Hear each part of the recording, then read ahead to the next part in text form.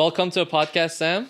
Thank you. Thanks for having me. I'm excited to have you here today and kind of go through your journey, through your schooling as well as where your career is taking you. For sure. And I'm sure our guests will be able, or our viewers will be able to take a lot away from this session as well. Yeah, hope so. I'm really excited. So I kind of want to start, from the, beginning of your journey of figuring out what you want to go into, what you want to study, which I assume it would be the high school time, Junior year is when people usually start to figure out, what do I want to study? What school I want to go to? Yeah. So I want to get some insight from you of what was your high school like, right? What was some of the curriculum you took? Because I know in the U.S. a lot of high schools are different, right? They take different classes. Some more related to college, some less. What was your high school like? Your experience? Yeah, I mean, I took kind of the normal curriculum. In terms of I took a couple AP classes that my high school offered, so did that. But my school offered a psychology class, which is pretty unique. I feel like not a lot of high schools have that per se. Yeah, our high school didn't. So, and I didn't really know anything about it at that point in time. So I took it as a junior, and I was like, I'll give it a try, see what it is. And I loved it a lot more than any other class that I was taking. Nice. So before taking that psychology class, right? Did you know you were interested in psychology and that's what you want to study? Or was it just a class, an AP class you took to fulfill credits and you were like, damn, I like this? Yeah, and this is even before an AP class. It was just called an intro to psych. It was one semester or maybe 2 quarters. And no, I really had no idea. I didn't even know what psychology was even. I think I maybe had a couple friends that were going to take it. And I knew the teacher was supposed to be a good teacher. So I was like, okay, I'll give it as an elective credit, just kind of on a whim. Yeah. Yeah. So what was about the psychology, you took in high school that, you liked that? Yeah. I mean, it's just very different from other courses. You take your biology and your math courses and I like those to a degree, but I never loved school because classes are really interesting, but not I wasn't really thinking about it outside. But then I took this course and just the topics that they were going over, it struck a chord with me. I found myself actually interested in reading the textbook and listening in class discussions and talking about the topics and the clips that he would show us and stuff. It was a very different experience compared to a lot of the other classes that I was taking. So that makes sense too, because I guess psychology is a type of learning and study that's more relevant to humans on a day-to-day basis. Absolutely. Versus some other subjects that we might not ever use in our lifetime. Yeah. Did you have any outside influence, family that were in the field of psychology that may have influenced you or no?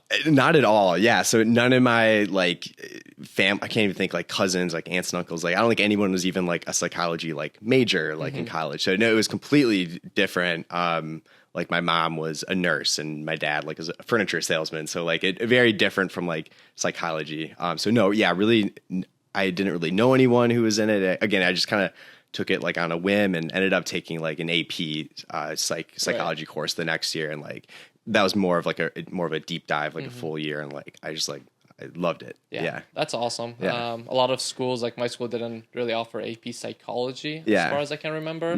I remember I took AP physics, and I was just I just want to fulfill the AP credit. I was which science do I take? I was I'll take physics, which I did not like. Yeah, I was the same way. I took an AP APUSH, AP US history, and same, I was I'm taking it so I can get credits. I didn't really care about the material at all, but the psychology course, okay, I'm actually interested in learning this. So yeah. That was your junior year, right? That was, so I took the original class, the intro my junior year, then my senior year I took the AP. The AP class. Yeah.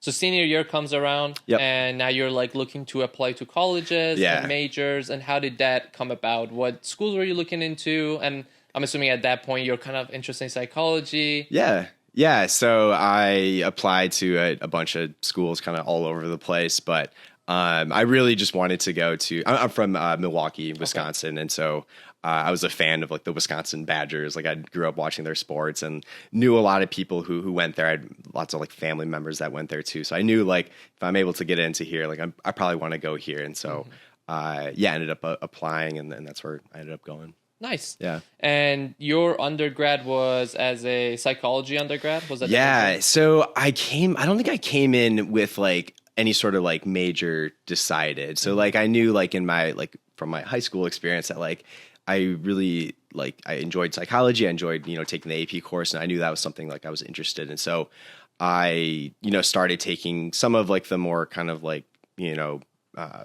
of the psychology like major program, like kind of like this general kind of credits for that, took some courses, and like it just really kind of reinforced like this is something that interests me. Yeah.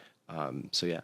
And so that was like your, I guess, first couple of years of, your college, you're taking more of like the general classes, right? Yeah. At that point, did you have any, I guess, second thoughts at any moment? I know you said you really enjoyed psychology and from the get-go you were kind of interested in it. Yeah. But as you get more deep into it, as you start your college career, did you have thoughts of like, oh, do I want to go down this path, or is this the right major for me? Oh, absolutely. Yeah. So, and I feel like psychology, like when you hear that as a major, like I feel like it has a reputation. Like, what are you going to do like after that? Like, what kind of jobs do you have? Like, I guess like a lot of my friends were like kind of more like took like business degrees, and like it was kind of clear like what kinds of jobs that they would be like working after they got out of college. So certainly, yeah, I'm a freshman in college, and I start to think a little bit like more about like career, like what will this take me? And so I definitely had like times where like I don't know what I'm going to do with this though. Like I should maybe work on some sort of degree that like it's a more kind of a clear cut path of what I would go down. So there's absolutely times where I was kind of second guessing myself, and I didn't really like nobody else, like none of my like friends or people I was with were psychology majors. Like, right. So like I was kind of on my own as well. Yeah. So like, it made it difficult. Yeah. So either work out or it's not going to work out. Yeah. Yeah. Did you, I was also in a similar position in school many times where I was like, damn, I don't know if this is the right path. Yeah. I kind of went into school just with an overall thought of business. And then I'm like, damn, I don't know if I should continue down this path. Should I switch? At some points you might think like, you might be too far in. Yeah. I guess what helped me at times was kind of going to counselors in school, for my major and kind of speaking with them about career paths. Yeah. Did you have people that you reached out to, kind of ensuring you or like letting you know about career possibilities and career paths? Yeah, a little bit. So, so part of, I can, get into this too. So when you're a psychology major, it's not just like kind of courses you're taking, but you can also join research labs. So these are typically like any of like a professor of any really social science, but psychology in particular has their own like lab where they're conducting research, and they typically hire undergraduate students to kind of work in the lab. So like help them collect data or whatever it is they need help on. And so I got involved in some like research labs, I think. Does that count kind of like as an internship, I guess, would you say, like similar to other majors or no? I'm trying to think back. I believe we did get like credits for that. Like it was kind of like elective credits like within like the psychology major. Like it wasn't necessary. Like you didn't need to be a part of a research lab, but it wasn't required. It wasn't like your major. No, it wasn't required, but it was more of this is like a time you can get kind of like hands-on experience, trying to apply, this work. And so I got myself involved in that. And so part of that, you're working with like the graduate students and also obviously like the professor, whose lab that you're in. So like that was really my first time like listening to and interacting with people who kind of were further along in that path, and like just hearing kind of what they did, and same conversations like we're kind of having, like how did they get there? What are they doing? What's their plan? So that was like, those are really good conversations. It helped, kind of like reinforce like, okay, this is something that, that you can do. That I can do. Down, yes. And there's things to do after. Right. You see like a successful, professor and he knows what he's doing. That's good. What were some of these labs? Like what type of labs were there? Because, some might hear like, you're in psychology major. What are you really doing in those labs? What are different type of sciences? Yeah. So psychology is very, very broad. And I didn't really have a sense of that until I started doing it. There are like many, many different paths you can take like within psychology and like subfields within that. So, the first lab that I got into, that was my sophomore year. I knew like somebody else I had class with was actually in this lab, and he was telling me about it, and I had no idea what like these labs even were. But he's like, I'm having a really good experience. I think you should do it too. It'll look good. You know, they're talking about like the benefits. I'm like, oh yeah, sure, I'll give it a shot. So I applied and got into the lab, and this was. Oh, you have to apply to them. Yeah, okay. Yeah. They're, I mean, more or less like because you're not getting paid for this. So like the professor, it's more just they'll have a certain amount of people that they'll. Yeah, have them, work in their lab each year. But it's not like a super like grueling process to be in it because you're unpaid workers. You think they'll look at students like I guess grades and stuff? Do they talk to teachers and well that's part of the process. So like for getting into a lab, they typically everyone does it differently, but yeah, they'll interview you, but probably look at kind of like your resume, like in your grades at that point. But yeah, and just make sure you're a psychology student and you're taking the right courses and doing well enough. And at what year did students kind of, or what year did you go into these labs, and what year do students usually try to get into the labs and studying? It varies. So I got in my sophomore year. I would think that's pretty typical. Some people get there later, maybe junior, senior year. So I would imagine there's probably a handful of students that do it as freshmen. They may have known somebody else who like had did it and like kind of knew this is a good thing to get into. But no, I'd say it's pretty typical, like sophomore, junior. Yeah. So would you say, I guess, this would be one of the best ways for, I guess, a psychology undergrad to kind of, get some experience, but also get their like, I guess, make their connections with professors and get some experience. Absolutely. Because, when you're just taking a course, you're in this huge, especially at Wisconsin, like you're in this big like lecture hall. You're just one of many, many people taking the class. And like, yes, you're learning it, but you take a test at the end of the semester and like, that's kind of it. Like, so to actually get like real like experience, a research lab is like a perfect way to do that. And so, during like your third and fourth year, as I was in a business major, so in our business majors, we do, our internships, like usually second, third, maybe even fourth year, right? During like winter or, summertime. Yeah. You guys didn't have to do any type of, I guess, quote unquote internships, right? Essentially your lab experience is what experience you get. And it was kind of like you work in a lab like throughout the whole year. So it's not just like a summer thing. So yeah, they would kind of be like an equivalent, kind of like that, where you're getting like hands-on experience and it's something like you can kind of talk about in interviews for next steps, like when we get there. But yeah, what I was talking about earlier is like these labs are all very different. So like this one that I first joined was it was like a social psychology lab. So like that's like a field of psychology, a subfield. And the professor who ran it like did many different types of things, but one focus. So the grad student that I was working under did a lot with like kind of like your like moral like values and like moral norms. So like specifically, like she was really interested in like the moral values of like Republicans versus Democrats, and like what kinds of things is acceptable, what's not acceptable. Pretty relevant. Yeah, exactly. Yeah. And this is like before. I mean, this would have been what, like 20, I don't know, 16, something like that. Yeah.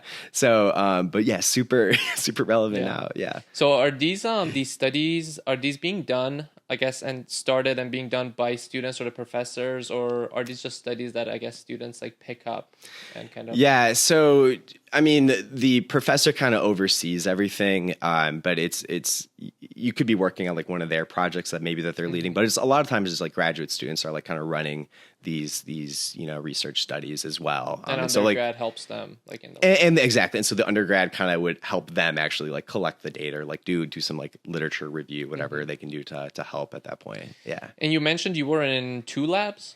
Yeah, I've been in 3 different labs. This is just like the first one that I got involved in. And so what were the other 2? Were they different? Yeah. So yeah, they were very different. So what I learned with this lab is I thought the work was like interesting. Like it was fun being a part of like these experiences. Like we did like there was one where he also did a lot of work with like kind of like discrimination and like racial discrimination. And there was one study where I was in an elevator and I had a stack of note cards. Okay. And the study was, we'll have myself drop all these note cards in a public elevator. And we would count, or we would, record whoever else is in the elevator with me, some random person, if they would help me pick up the note cards, and how many would they pick up, and how quickly did it take, and like what were their characteristics, what were my characteristics, so like we would do this. I would do it a bunch of times. I'd be in the elevator, drop all these note cards, record, and we would do the same experiment. But it would, instead of me, it was one of my his name was Andy. He was like an Asian American student, and they would do the same experiment. It would be like, were things different when he was the one dropping note cards? And so there was like studies like that, which I thought were like, it was interesting. It was interesting to be a part of and like look at I don't remember even what we found, if anything, in that one, but. It was like kind of those types of like studies. And I thought, this is like cool. This is fun to be a part of. Yeah. How long, like when you guys did that study, like how long are you guys in the elevator just going up and It was all day. I spent hours in that elevator, and it was hilarious. Like, I mean, not all day probably, but like 4 hours probably constantly. Like I would be in there. It was like I had a binder full of these note cards. And I like would make like a big deal. Like I accidentally dropped it. Like, oh my gosh. Was this at your school? Yeah. It was just like in like a student like center elevator. Students like go to class, come back like 4 hours later. They're like, damn. I know. Yeah. The elevator with these note cards. Well, we try to keep track of like, if we recognize someone, like, okay, maybe we won't do it now because we don't want to get the same person twice. That'd be weird. But it was a pretty like busy area, so it was a lot of different people. Damn, that's a pretty cool study. Yeah. Did you guys do any other type of studies that were? Yeah. So I mean, another one that comes to mind with that one was kind of the same like kind of idea, but I was out on State Street, which is kind of like the major kind of like street in Madison there on campus. And I would ask a person for directions about how to get to like the student union or something like that, like a student walking by. And we would do that, and we would kind of count the same sort of like, how detailed are they in their instructions, and are they telling you the right place? Are they talking to you at all? Or are they ignoring you? And basically we would run that study. Like I would run it myself, just wearing like something like this. And then we would run it a second time, but I would be wearing, it was some sort of t-shirt, like an LGBTQ, like, or gay pride, like t-shirt. So the idea was trying to kind of show that you were maybe gay or in that or supportive in that community. And we did the same thing. We record, are people more willing to give you instructions? Are they less willing? And we were kind of like trying to measure like discrimination that way. Gotcha. So like kind of those types of ideas. Nice. And yeah. Did you guys during your 4 years? Was a lot of, I guess, your classes and your assignments, was it a lot of like research like this versus like being more just in class, or was it kind of mixed up? Yeah, so like in classes, there wasn't really like anything like that at all. Like you wouldn't actually be like conducting your own research or being a part of research study. You'd be reading about it, but no, that was very different from like what you would be doing in class. Yeah, that was strictly, you're reading a textbook, you're listening to lectures, and you're taking an exam about the material. Yeah. So when you're in your undergrad, let's say your second, third year, are you thinking of, studying farther, going for higher ed, or you just don't know? You're kind of like, I want to finish my undergrad and then see where I want to go from there. Yeah. At that point in time, I was still kind of in that phase of like, I know this is interesting to me, but I don't know what I'm going to do with it. Right. Again, I was talking to like the graduate students, so I got a sense of like, what would graduate school kind of look like? What does that entail? I kind of had like the sense though of like, even though I don't know where it's going to take me, like my parents, I thought, did a really good job kind of instilling like, just do what like interests you, like do what you find you have passion and you're enthusiastic about, and everything else will kind of be figured out along the way. And so like that was something that I kind of took with me. Like, again, like I don't know what exactly I'm going to do with it, but I know that if anything, I know that it interests me, and I really love doing this. So I think that's a pretty good advice given by like, I guess, parents, families, because sometimes I feel like one reason why students might go down a path where it's not right for them is because they might be being influenced, kind of like, by family or parents saying like, oh, you should do this, you should, go be an engineer or go out there. And as good as some of those majors might be, if that person's not interested in it, like it's not gonna be the best route for them, right? They're gonna go in and they're gonna be unhappy. Right. So I think like just saying like, go figure out what you like. And do it to the best of your ability. I think that's a pretty good advice, which seems like you got, which is good. Yeah, absolutely. And that was kind of my my approach that I was taking. Yeah. So before we go any farther, now you had your experience in college, your third, fourth year. Yeah. Do you think that, your high school, you said you had your psychology class. Would you say that you're looking back, if you didn't have that psychology class, those introduction to psychology and the second class that you took in high school, would you say that maybe you wouldn't have, figured it out? Yeah. I don't think I would have taken it in college. No. Yeah. No, I don't think so at all. Who knows what I would have done? Like, I would have no idea. But yeah, if it wasn't offered to me, in high school, I don't think I would have taken it like in college. Because again, I didn't really know what it was at all. It was just like there's hundreds of different types of like majors. So like that's just one of them. I wouldn't really have thought much of it. Right. Yeah, absolutely. Do you think I always think about this, like when I think about, students going into like majors that's not fit for them in college. Yeah. I think about like the amount of like classes that we take in high school. Mm-hmm. Do you think it'd be beneficial if they cut some of those down and offered more like introductory college classes? Like we take so many like math classes in high school, right? Yeah.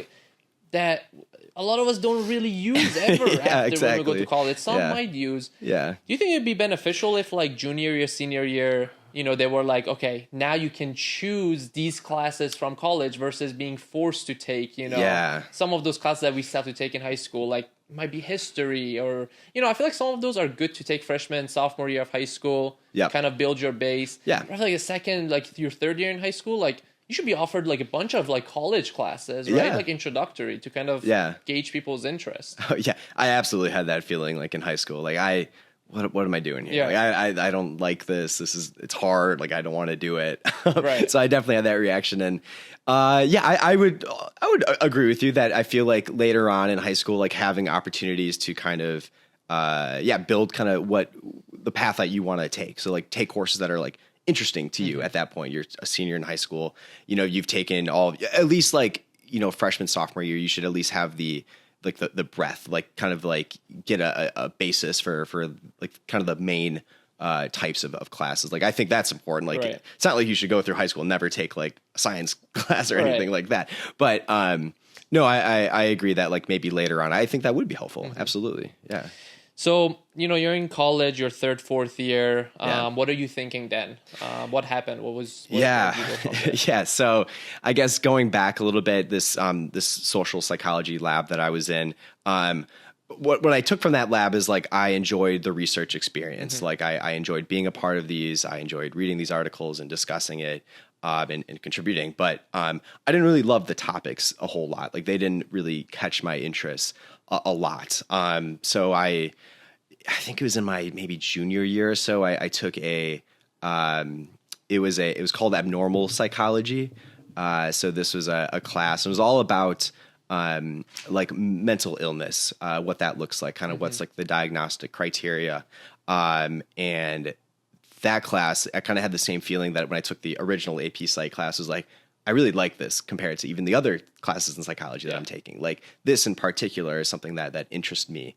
And so what I ended up doing after that class was I should probably join a lab that's more focused on kind of clinical psychology as opposed to social psychology. So I ended up switching labs. I moved from that lab and went to a different one where the focus was more like looking at kids with like ADHD and other sorts of like externalizing disorders. And so I really enjoyed working in that one a whole lot. So, we were just running different experiments, running kids kind of like through these different like tests and with them. So like that was something like I enjoyed more. So like this process was like you take a class, even if you don't like the class, it means that, okay, maybe I'm not going to go down that route. Right. So like I didn't see it as like a negative experience at all. I just saw I learned something. Yeah. And it kind of helped shaped kind of where I was going. Right. So yeah. That's a good point of view. It's like taking, I guess, experiences at classes. It's not necessarily like, figuring out what you want to do. Sometimes it's figuring out what you might not want to do, what path you don't want to go down. For sure.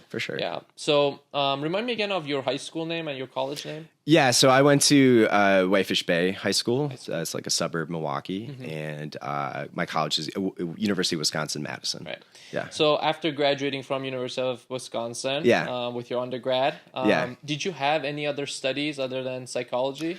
I was also a philosophy major, and kind of the same sort of thing. Like I thought this was like interesting to me. I loved like the courses that I was taking there. But I had the same thought, like, what am I going to do with this? But how I kind of, looking back at that experience now, it helped me be a much better writer and a much better, I was way better at kind of just like taking in information. And I felt like those kind of skills really helped me with my psychology kind of path I ended up taking. So like, again, like same sort of thing. Like I don't like regret doing that at all, even though I'm not using it at all, because it gave me kind of those skills that I would be using later on. And sometimes taking something might be more beneficial in the beginning of your, career or journey or studies, and later on you might not use it, but it's a good base to like get you started. Yeah. Was it a minor in philosophy or major? It was a major. Major. Yeah. So I double majored. Would you say like that's if somebody, a student out there right now is kind of going, starting college soon, going to psychology major, would you say like philosophy was a good pair of a major? And if you were to like, let's say, switch that pair, what else would you take instead of philosophy? Good question. I think it's a fine pair, but if I were to kind of go back and do things over again, I would, and this answer might surprise you, I would want to be a statistics major. Okay.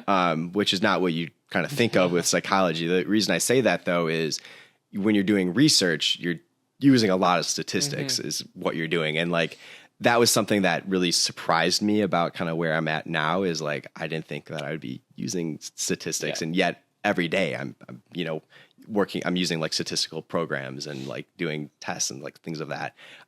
So like, that's like, that would absolutely be a major that I would want to take if I were to go back and do things again. Yeah. Nice. Yeah.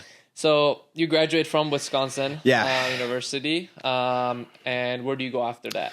Yeah, so I started grad school, and even I guess even before then, there was my summer after my junior year. All my friends, as I mentioned, were kind of like business types of people. They all had their summer internships, and they're busy, doing that.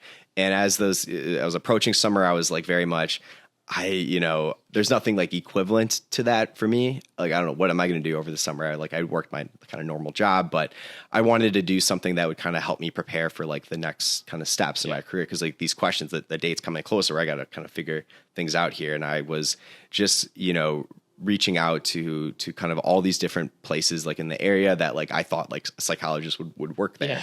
Really just kind of cold calling and like, saying, is there an opportunity? I'm a student. I want some experience. And most of the places I reached out to either didn't respond or like said, no, like, we don't really have anything. What were these type of places?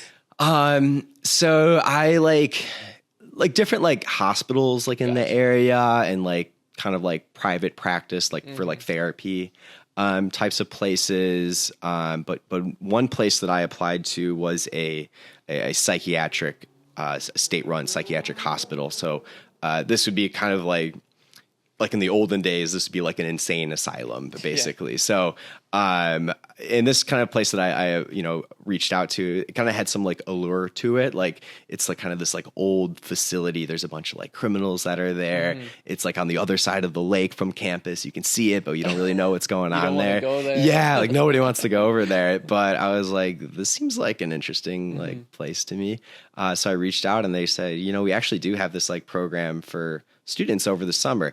It's geared towards criminal justice students, not psychology students per se. But he said, we have some like open spots. So, if there's not enough students like apply, you can hop on as well and just be a part of that. And I was like, absolutely. Like, again, this would be unpaid. Right. I'm just going there. I want to get experience. And that was like the best, like I ended up getting it. Okay. So I got it. And that was like the best decision that I've made like in my journey to do this, because like I very, very, very much like enjoyed being there. Like what was it called? This was Mendota Mental Health Institute. Nice. Yep. Yeah. So you went there for your, like, as a student? So was this before you graduated undergrad? So this was like, kind of the summer right before my senior year. Okay. Yeah. So I was still an undergrad, but like I found myself like excited like the night before, kind of like when you're a kid and like before Christmas, like you're like excited to go to sleep because you want to wake up and do it the next day. Right. I had like that same feeling for like work, for a job. I was like every day was very different. There was like all these different experiences that were going on. Like it was fast paced, super interesting.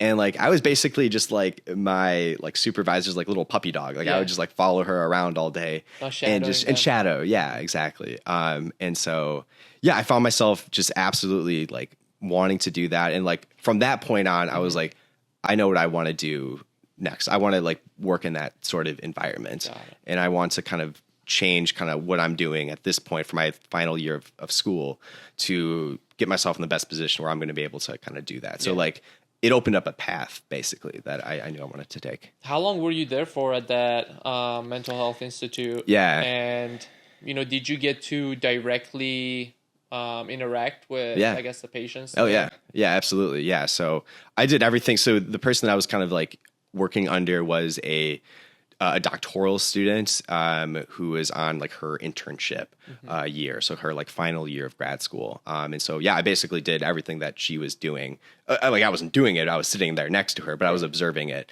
So there was a lot of interactions with patients there for sure. Did you have any like scary experiences, crazy experiences? Or... I'm trying to think. I had.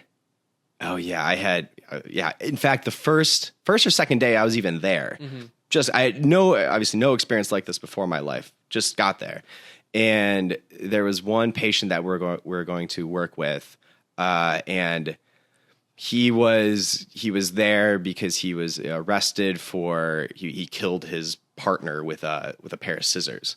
So like this pretty serious like violent crime, right. I sat there, with him, and it was kind of scary. I was like, because I knew like his record before I met with him. Like she gave me his files to like look over. I'm like, oh my gosh, he did what? Now we have to talk to him. You're like, I'm here. Yeah. And for like, what am I doing? Do I have insurance? Like what happens if something bad happens to me? Yeah. Were you ever like scared? Like, well, in this point, we sat in a small room with him, and my supervisor who I was with was like, oh, I forgot a pencil or something. And she actually had to leave. So I was just in there with him, and he's not like handcuffed or anything. Like they're patients. Okay. Yeah. So it's very much like a hospital setting. And I just remember sitting there and like trying to make like small talk. Like I talked about like the weather. Like I was like, what do you even talk Did you about? Watch the game last night? Well, clearly not. He doesn't have a TV. Like I don't know what do I talk to him about. But he was actually very polite and very like it was a normal conversation. And like once I got through that, I don't know for sure, but I would imagine that was kind of like a test my supervisor was doing. Like she probably purposely like gave me like the file beforehand so I would be like aware of kind of like who this person was and all that. But I felt like I handled the situation like fine, just like treated this person as a person, right? And just had a normal conversation. And so that was the time like I was the most scared. It was really like the first time at that place. Yeah. You're live there. Yeah. Is there any like security guards, I guess, in the room? Or No, not in the room, and really not even on the unit. Like there's kind of people that are, there's security like who are around the whole hospital. There's like nursing staff and like other people on the unit that are closer, but you're kind of on your own for a little bit of time. So it is kind of scary. That's pretty scary. Yeah. Being there, no security in the room. Yeah. But they come quickly. Yeah. They can absolutely come quickly. And there's ways to like get people there quickly, like alert them. Yeah. Gotcha. Like alarms and stuff. Yeah. So how long were you at that? I guess it was over the summer, so a couple months, probably like June to like August or something like that. Yeah. And that was your last, I guess, experience or like kind of like internship that you had before graduating? So I basically like I took that. I was like, I'm really interested in kind of like, this is called kind of like forensic psychology, like when you're working with like it within the criminal justice system. I ended up being involved. I got into my third lab in my senior year. Okay. And this was a lab dedicated to studying people who are, they're called SVPs, which stands for sexually violent persons or predators, depending on what state you're in. They use different language. But these are people who committed a sex offense, served their prison time, and then at the end of their prison sentence, they're evaluated, and if they are determined to be like too high risk to reoffend, they are civilly committed. So it means that they're not there for any sort of like criminal charge because they already served their sentence, but yet they're not in the community either. So they're kind of in this like middle ground waiting period. But so these are very, very high risk as sex offenders. So I was in a lab that researched specifically those people. Got it. Yeah. And so like after, you're in that lab, you get that experience. Did you find that field more interesting? You said Absolutely. It was called forensic psychology. Yeah. So then did you get more interested in forensic psychology and, wanting to, because you're kind of getting close to the end of your undergrad. Absolutely. Yeah. See, like, time's where you running want to out. go after more specific focus area. For sure. So I joined that lab and like, again, loved it. I'm like, each time I'm joining a lab, like there's something I'm taking away. Like I'm kind of going closer and closer to actually what I want to do. And in that last year, you're taking pretty much like a lot of like elective courses. So I took like, it was like a criminal psychology course. So it's actually like a course kind of dedicated to that sort of thing. And obviously like love that course as well. So I was kind of doing things in my last year to get me prepared. And I started applying to grad schools, my senior year and focused on programs that kind of had that as an emphasis. Forensic psychology. Yeah. And so what happened? Did you have one school in mind, and what was the result of that? Where did you end up? Yeah, so I applied all over the place. So I applied to both PhD programs, which is what I'm in now, and also PsyD programs, which is like a different type of doctoral degree in psychology. So I applied to kind of both types of programs. What's the difference between the two? Why would one decide to go one PhD and the other one was called? Good, PsyD. Yeah, good question. So both are doctoral degrees. If you're going to be working in like a clinical setting, both kind of bring you to that spot. The difference is that a PhD is more research focused. There's a much more of an emphasis on you're doing research. And so that allows you to it opened up doors for like, if you want to be like a professor later on, or like work more like, doing more research in your career, more research oriented, a PhD would probably be a better route than a PsyD. But if you're clinically working, then it's both, both do a great job with that. Yeah. Nice. So you said you're in a PhD program. So I assume that you got accepted for a PhD program. Yep. And where was that? It's called Rosalind Franklin University. So this is in North Chicago, Illinois. Nice. Yeah. Okay. So you're in Chicago right now. Yep. Yeah. Okay. And are you towards the end of your study? I am. So I'm in my fifth year. So your last year then? Yeah. Technically it's 6 years, but your sixth year you're on internship. So kind of like that person who was at Mendota, my supervisor, she was on her doctoral internship. That's what I'll be doing next year. And that after that's done, then you're done. You graduate. So what is what was like your PhD program at Roswell? Rosalind Franklin. Franklin. What was that like, your PhD program? And 5 years is a long time. Yeah. How does that progress? Tell me about it. Yeah. I mean, 4 years undergrad and then 6 years. That's a long time. Yeah. And a lot of it is research, I'm assuming, too. Yeah. So how does that PhD program progress from like first year and going into like your fifth year, right before you get some more in-person experience? Yeah, for sure. So your first year, and this is not, most grad schools kind of follow a similar path, but they're not all the same. But generally in your first year, you're taking pretty much just courses. So you're taking kind of like the main coursework of your time in your first and second year or so. So you're in a lot of classes. You can sometimes start getting like clinical experience in your first year. So like you're actually working with patients in different settings. So you kind of you put your foot in the water there a little bit.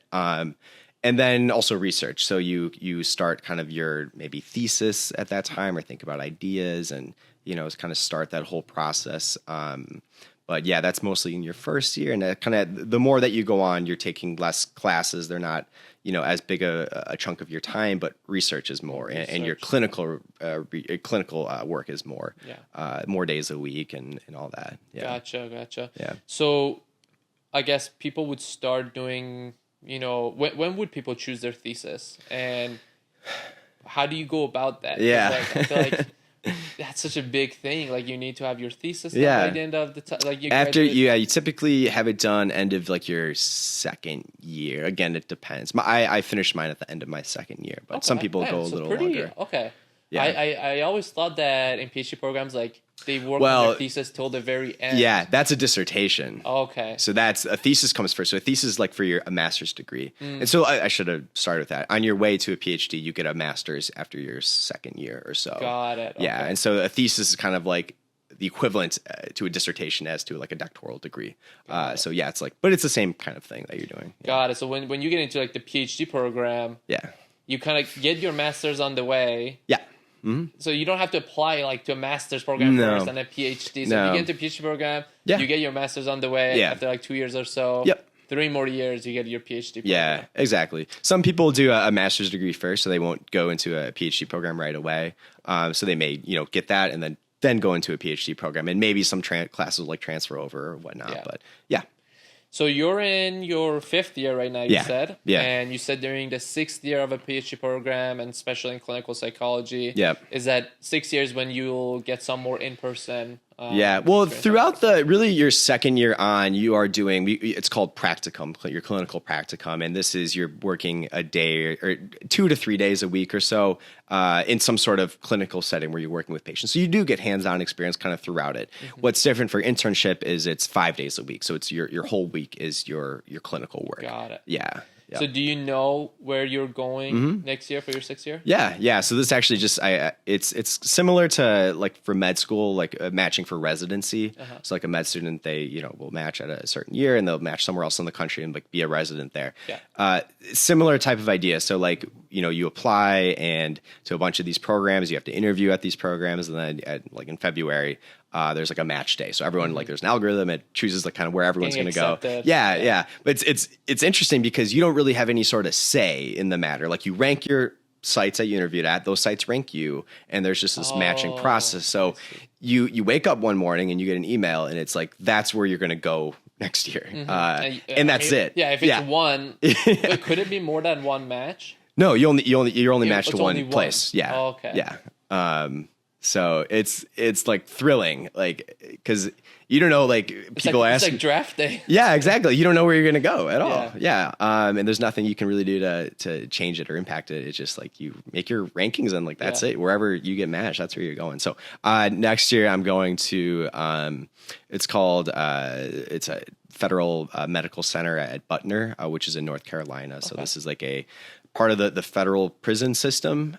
This is like a hospital for that system. So is it at a hospital or is it at a prison? Like it's kind of both. So it's all prisoners. So it's people who are either they're already sentenced, they're serving their time there, but there specifically, I think it's a lot of kind of pre-trial people. So they have been arrested, but they haven't had their trial yet.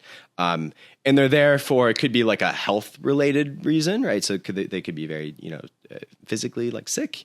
Or the people I'd be working with are there for like mental health reasons. So, yeah. Is it, so this prison you're going to, is it like a maximum security? Yeah. Or, so actually, how dangerous is it? Well, it's so this place in particular, there's actually a bunch of different types of places on this complex. So the medical center is like one place on this complex, but there's other places as well. So it ranges from like a low minimum security to like there's like a medium security prison, I think, on those grounds as well. And I'll probably work to some degree, but the medical center there is technically it's an administrative security level, which means it's all security levels. So there could be max people there be low people there. It's a mix. And you could be dealing, like interacting with any of those levels. Yeah. Would you possibly be interacting with people that have been convicted, like now they're in prison for good? Oh yeah, absolutely. So they're right. If let's see. Yeah, there's a mix of people. So there's people there that are like they've already served or they've already, been through their trial, they're found guilty, so they're serving their time. Yeah. That could be where they're at, or they may be pre-trial, right? I want to ask if because so I watched this show not long ago, and I'll name the person that the show was based on. Yeah. But last I looked up that he is at a prison in North Carolina. Yeah. And I wonder if it's the same one, but are you going to be working with anybody like, I guess, like, let's say, quote unquote, notorious? So this person I'm thinking of, his name is Larry Hall. Okay. Have you heard of him? So I can't like confirm or deny like where like a prisoner is at. Like it's kind of like more like HIPAA like reasons. So I can't really comment on that person in particular, but I will say that this site does it does have some like well-known people that are serving time. So it's possible, but I can't say. Are you feeling like anxious or nervous because being interacting with at a high security prison?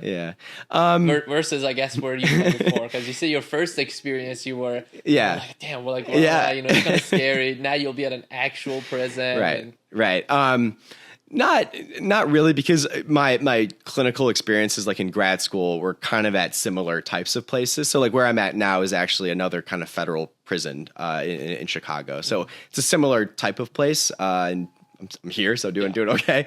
But so I'm not like anxious like that. But like whenever you're in like that sort of setting, like you got to be on your toes because you don't know kind of what's going to be happening that day, and you got to be aware of your surroundings like constantly, and you're taking the right precautions. So yeah, you definitely do that. But no, I wouldn't say that I'm like anxious to be interacting with those people. What type of work will you be doing there? Is it like more kind of evaluating their state of mind of the patients and what they're thinking and kind of guiding them, I guess? So I matched to a track where it's specifically like a forensic track. And so what I mean by that is you're doing like evaluations for the court.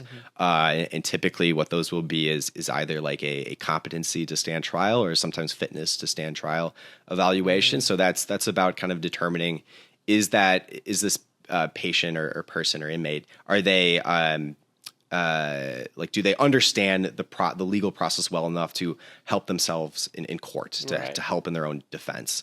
And so that's a whole evaluation that you're doing, and you're writing a report that gets sent to the judge, and ultimately the judge decides if this patient is competent to stand trial or not. And there's also like a treatment program. So if they're not competent, they gotta be restored to competency. So you're kind of treating them. So I'll be doing kind of treatment and that degree too. So that's one type of evaluation you'll be doing. These are a little bit more rare, but kind of what you're talking about, like not guilty by reason of insanity. That's a type of like a type of plea that you can have, right?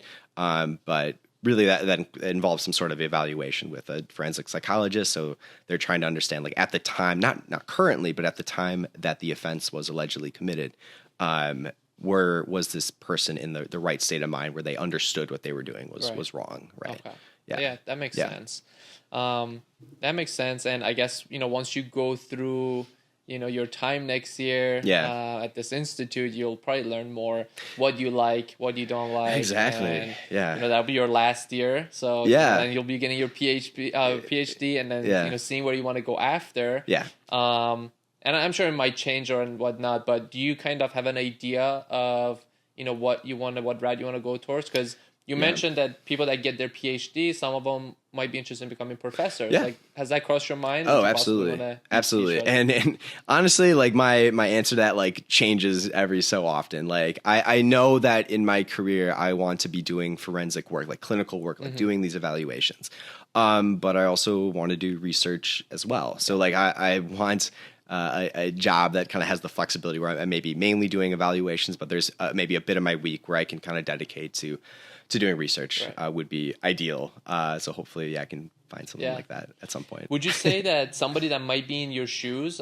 So is there a possibility of, I guess, doing clinical work and being a part-time professor? Like, is that such a thing? Yeah. Honestly, and a lot of professors do that to a degree. So like, let's say like you could have a professor and that's their job, but maybe on the side they're working for like a private practice and they're doing like, in my case, like doing forensic evaluations, like on the side. So like their main job is doing research, but they're kind of their side gig is doing these evaluations. So that way they're doing both clinical and they're in academia and in the clinical field at the same time, which is good because it kind of like one helps the other as well. Right. Like one of them, their clinical work can also help their studies and what they're teaching. And exactly. They're never done learning as well. So. Exactly. So that'd be nice. Yeah. So I know that you're not necessarily in your professional field yet. You're still in school. For those of people that are kind of in school right now, kind of still wondering where they should continue, and they're taking all aspects into consideration, whether it is something they want to do, they want to learn. A lot of people will take in like pay as a consideration as well. I know that you're not in your professional field yet, but do you have an idea? Because I would not have any clue of what the pay is like in, let's say, forensic psychology, clinical psychology, or even as a professor, in psychology. Do you have an idea to kind of give of what the range of pay for those fields might look like? And there definitely is a range. So it kind of depends where, kind of like what setting that you're working in. So for example, if you are a psychologist in like the BOP, so like the federal prison system, I think that pay ranges from like 100,000 to like 140, 150,000 a year, kind of depending like where, the longer you're in it, the more you're going to get paid per year. If you are working in more of like a private practice setting, there's really not like an upper limit, because you are doing evaluations for the court, and the more that you take on, the more you're going to get paid for. And probably the longer you do it, the more well-known you become, and maybe your hourly rate kind of goes up. And so you could be making probably significantly, probably more than that even. Yeah. That's nice. I think in terms of being a professor, I want to say that I don't know for sure, but I think it's maybe like a little bit like lower on that end, like maybe like 90 to, I don't know, like one, I'm guessing on the higher end, but and it probably differs from like state to state and school to school. Maybe that's why also like, a lot of professors might also do some on the side, like clinical work, or kind of pair it up. Absolutely. Right. Cause it not only helps them, like it helps both of their kind of the hats that they're wearing, but like it's extra pay too. Right. So absolutely. Yeah. So kind of looking back, I guess, over your whole journey, starting from high school, your first psychology class to now, what would you say that you've learned, I guess, overall, right? For something that would help students now, right? Some advice that you would give that helped you kind of go through your journey. If somebody's in high school right now trying to decide, or in college on the side ed, what advice do you have for them to kind of, one, figuring out what they want to do, but also overall what helped you? Yeah, that's a good question. I mean, just doing what you're like passionate about. So, and it could take you a while to get there. So, take a wide variety of classes, and like when you're either in high school or like you're early on in college, like don't be scared to like take all these different like types of classes, because you never know which one's gonna like really hit for you. Right. And if you never take it, you're never gonna go down that path at all. So be open minded like when it comes to that too, and right, don't feel like bad if you take a class and you're like, wow, I really don't like this, because exactly you check it off your list. Okay, now I know that I'm not interested in that. Right. So yeah, being very like open about that, be like proactive. So like what I was doing, like, just reaching out to places like in that summer, like I was just cold calling and like, is there any opportunities for me anywhere? So like I didn't need to do that. No one was forcing me to do that, but I was trying to be like proactive and like, I want to find something. So kind of have that attitude of like, when these opportunities come up, like try to take them, because you never know where it's going to kind of take you. Right. So do that, and don't be scared to talk to your professors and like older students as well. I know like talking to a professor can be like pretty scary maybe at that time. If you don't know them very well, you think like, oh, they're like this like superhuman, but no, they're just like people, and like they were just in your shoes as well. And for the most part, like they want to help you go wherever, you want to. So, I would say, those things, like, don't be scared to reach out to people and like they want to help you. Yeah, that's great advice. And it goes back to the, what we talked about. It's like, it's good to listen to your family and parents. Mm-hmm. In my opinion, it's good to take their opinion. Mm-hmm. But at the end of the day, you should follow what you like and interests you. Yeah. And kind of pairing that with what you said, like, talking to professors or talking to people that have done or been in the field that you've been in. Because as much as your family or parents' opinion, might matter because you love them. Yeah. They might have not been in that field. They might have not done, know, what that major requires. So it's good to kind of connect with those people to hear it firsthand from, who's done it. For sure. Because at the end of the day, I think it's better to kind of pursue what makes you, happy. And, you wake up on a Monday morning and you like what you do versus, not something like that, something that other people might see and be like, oh wow, that's a great field you're in, but you're not enjoying it. That's not gonna last long. I feel like that's most important, and like find whatever that is that like causes you to have excitement for what you're doing and passion for your work. It could take a while, but you'll find it. Yeah, for sure. Well, Sam, thank you so much for coming on today. Yeah. And I think soon, maybe, once you start your next work and get your PhD, I think we'll have you back on. That'd be awesome. Yeah. I want to hear your experience of, your last year and your clinical work. Yeah. And we'll have you back on soon again. Wonderful. Can't wait.